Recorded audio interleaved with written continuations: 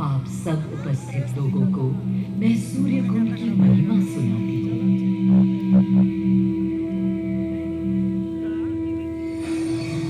भारत की मिट्टी अनेकों दिव्य आत्माओं की जन्मस्थली है, पर आज मैं आपको कथा सुनाऊंगी भगवान विष्णु के उस अवतार की, जिनके अवतरण से मैं पावन हो गई, सदा सदा के लिए।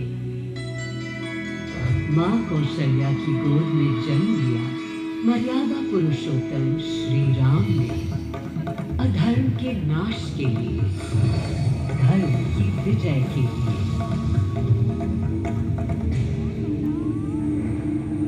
किंतु उन्हें अयोध्या त्याग 14 वर्ष के वनवास पर जाना पड़ा। पुनः वो घड़ी आई जब सीता माता के साथ उनका पुनः आगमन अयोध्या में हुआ। हर्ष था चहुओर और उल्लास था हर दिशा में। वो घड़ी बस आने को थी जिसकी प्रतीक्षा में मैं विद्वान थी, जाने कब से। प्रभु राम का राज्याभिषेक बस होने को था, हर कहीं उत्सव था, पर इस उल्लास पर दुविधा की कालिमा छा रही थी। श्री राम प्रसन्न नहीं थे, राज्याभिषेक का कोई उत्साह उनके चेहरे पर नहीं था, उन्हें राज्य का लोभ नहीं था, सिर्फ अपनी प्रजा की चिंता थी।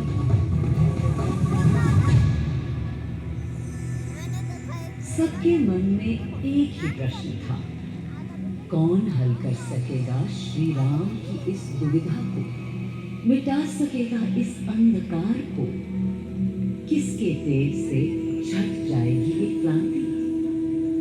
अरे वही जिसके वंशज हैं श्री राम, जो स्वयं सशरीर धरती पर पधारेंगे श्री राम को राम राज्य समझाने।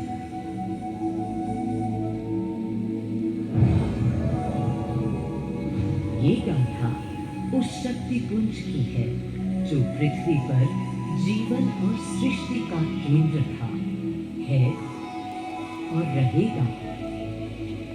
वो अखंड शक्ति स्रोत जो दिशा दिखाता है, सतत अनवरत, जिसने श्री राम का मार्ग प्रशस्त किया, आदि नारायण सूर्यदेव।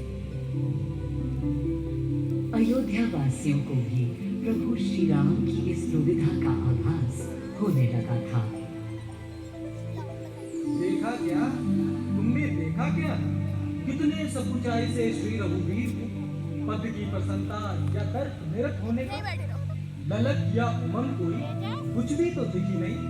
मुकुट सामने रख कितने अधीर थे। वे तो थे अधीर नहीं, हाँ थोड़े गंभीर थे। सौम्य मुखमंडल पर निर्बलों की पीड़ा थी, दीन असहाय वंचितों का दर्द था। उनके लिए मुकुट अथवा राज सिंहासन वैभव का लोभ नहीं। अब कैसे सुखी दिखे जब तक सुखी सारे लोग नहीं।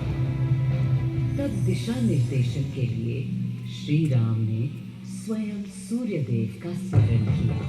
श्री राम सूर्यदेव का आह्वान करने लगे। क्लांत मन से उन्होंने अपने पितामह को याद किया। मन असमंजस में था उनका, कर्तव्य की सही दिशा उन्हें सूझ नहीं रही थी। क्या उचित है प्रजा के लिए, उनके लिए, वंश के लिए, धर्म के लिए, शांति के लिए, इसी परामर्श के लिए अंतर्मन से उन्होंने सूर्यदेव को पुकारा।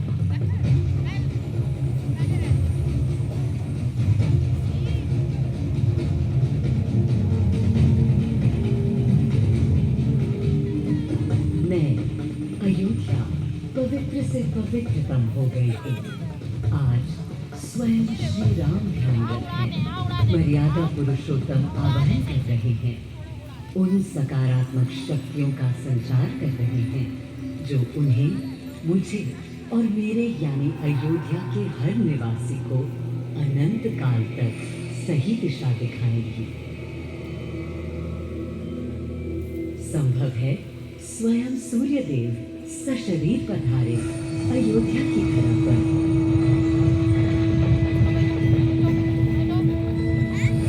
और देखो, श्री सूर्यदेव आने को हैं।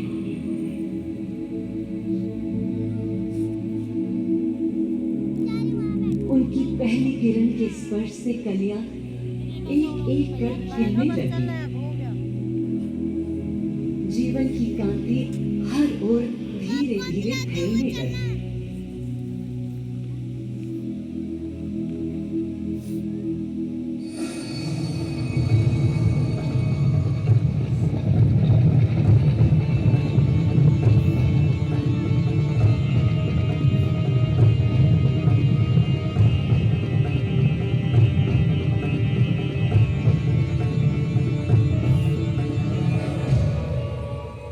कितना अनोखा दिन है। स्वयं सशरीर अपने अलौकिक स्वरूप में पधारे हैं श्री सूर्यदेव नारायण, और उनके अधीर मन के संशय मिटाने को। अधीर है या गंभीर, मैं जानता हूँ क्या उनकी पीड़।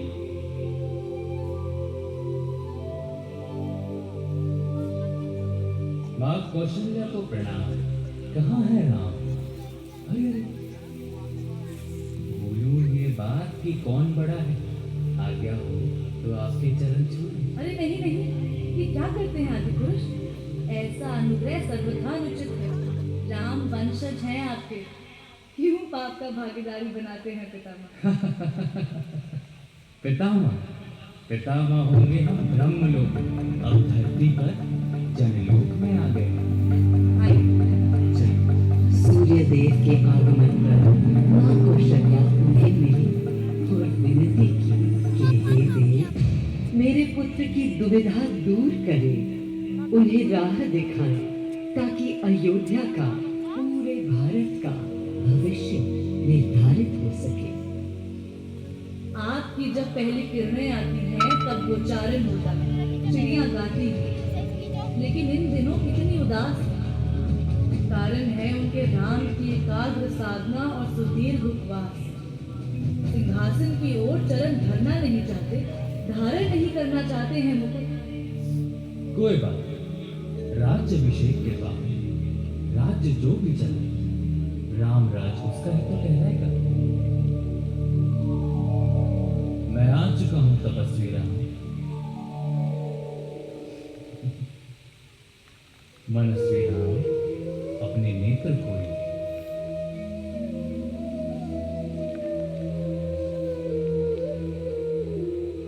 प्रणाम पितामह, प्रणाम। प्रणाम मेरे राम, प्रणाम। पितामह, राम राज्य क्या है? राम स्वयं पूछ रहे हैं कि राम राज्य क्या है। पुनः नया प्रश्न है। अभी तो आप कह रहे थे जो भी मैं चलाएगा। कह रहा था कि राम राज्य में राम के लिए भी विधान होंगे। आदिदेव, कुछ अनुमान तो मुझे है, लेकिन अब आप बताइए क्या विधान है।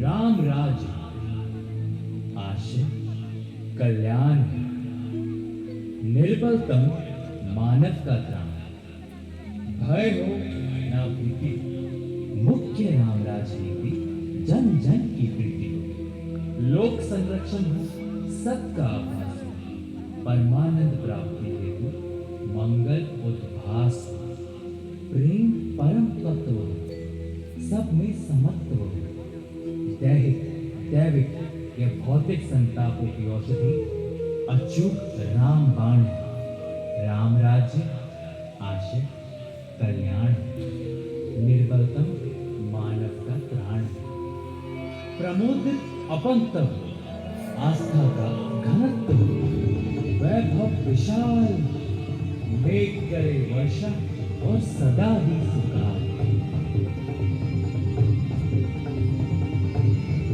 दिशाएं सब मस्त हो, जनपद वे स्वस्थ हो, उपद्रव ना ही और ना कोई आतंक हो।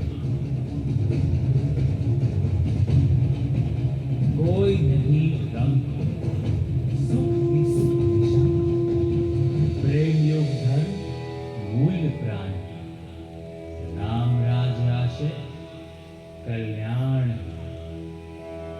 मां कौशल्या, अभी ये मुकुट मात्र सोने का है। मैं इस मुकुट को राम के साथ सदा उपस्थित होने का बना देता हूं।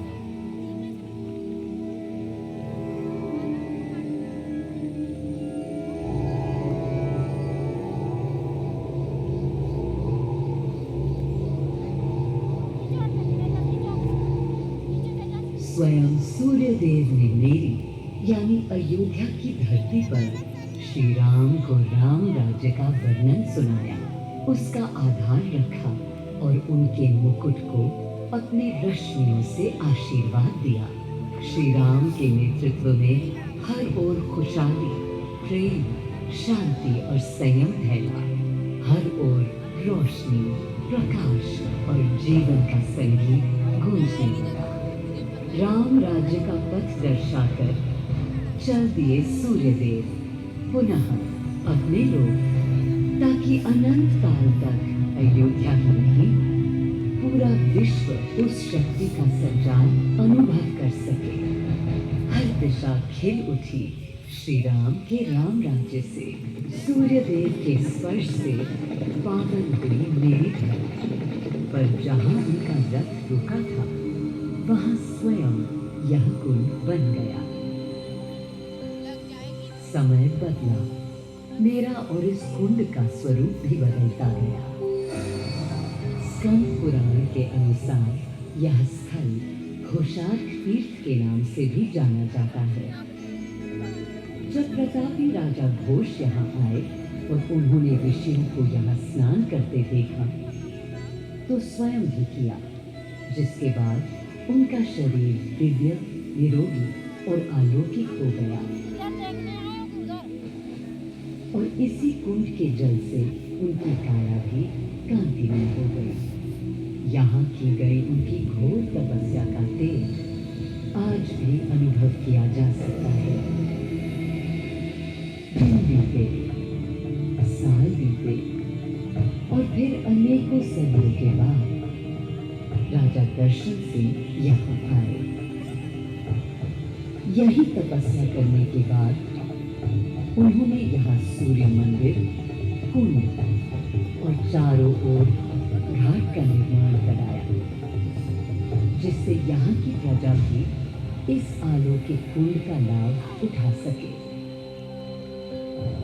सूर्यदेव के महात्म्य से मैं अयोध्या और तेजमय हो गई, और इसका प्रमाण इस सूर्य कुंड और समीप स्थित गरिमामय सूर्य मंदिर से स्थापित हो जाता है।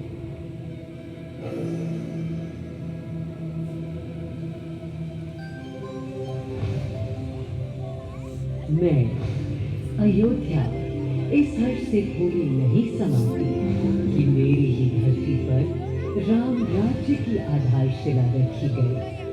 आज भी अयोध्या एकता, आस्था और शांति के लिए उदाहरण बनी थी।